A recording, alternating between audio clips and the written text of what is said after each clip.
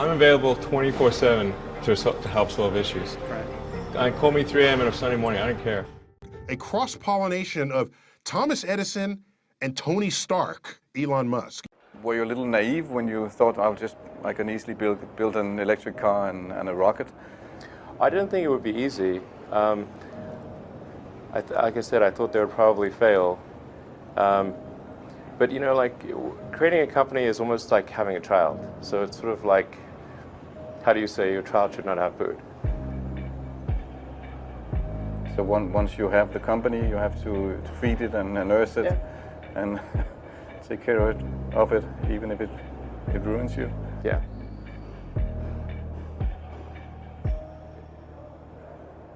But suppose there were some tough times in 2008, end of 2008. How did you get through that period of crisis? Yeah. Can we just break for a second? Sure, of course. You want to wait a little while?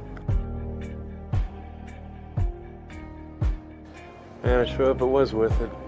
Sure hope so. Pardon me? Sure hope it was worth it. It's everything. And I was borrowing money from friends to pay the rent.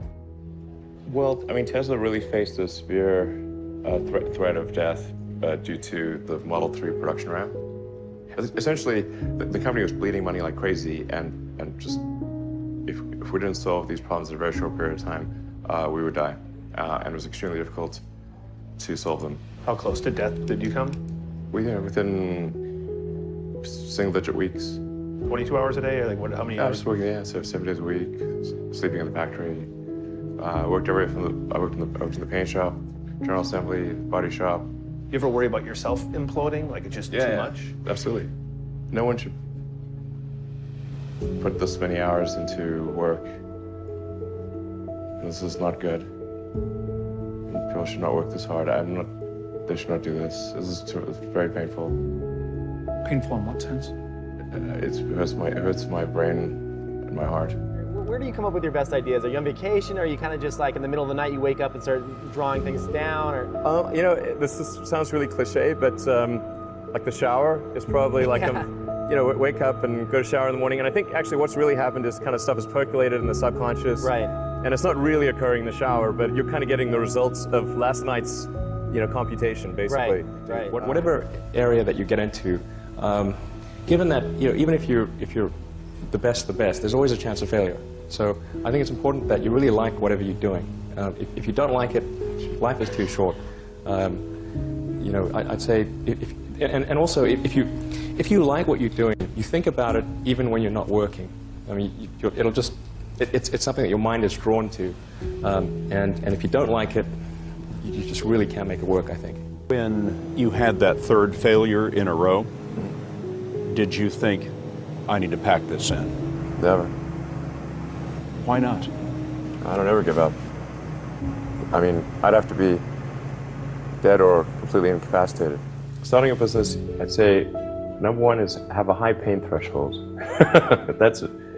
There's a friend of mine who's got a good saying, which is that starting a company is like eating glass and staring into the abyss. Okay, that's generally what happens, because when you first start a company, there's lots of optimism and things are great, and then so happiness at first is high. Then you encounter all sorts of issues, and happiness will steadily decline, and then you'll go through a whole world of hurt. And then eventually, if you succeed, and in most cases you will not succeed, and Tesla almost didn't succeed, came very close to failure. Then if you succeed, then after a long time you will finally get back to happiness. I think too is you've got to make sure that whatever you're doing is a great product or service. It has to be really great. And I go back to what I was saying earlier, where if you're a new company, I mean, unless it's like some new industry or new market that, if it's an untapped market, then you have more ability to, the standard is lower for your product or service. But if you're entering anything where there's an existing marketplace against large entrenched competitors, then your product or service needs to be much better than theirs. It can't be a little bit better, because then you put yourself in the shoes of the consumer and they say, why would you buy it as a consumer? You're always going to buy the trusted brand unless there's a big difference. So a lot of times, you know, an entrepreneur will come up with something which is only slightly better. And it can't just be slightly better. It's got to be a lot better. Number 3, I'd say, is constantly seek criticism.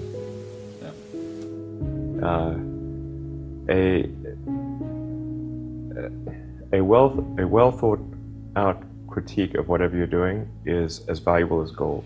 And you should seek that from everyone you can, but particularly your friends. Usually your friends know what's wrong, but they don't want to tell you because they don't want to hurt you. So lift you up, sort of. yeah. So they'll say, oh, I wouldn't encourage my friend, so I'm not going to tell him what I think is wrong with this product. Yeah. It doesn't mean your friends are right, but very often they are right. And you at least want to listen very carefully to what they say. And to everyone, if you're looking for, basically, you should take the approach that you're wrong. You know, that you, the entrepreneur, are wrong. Your goal is to be less wrong.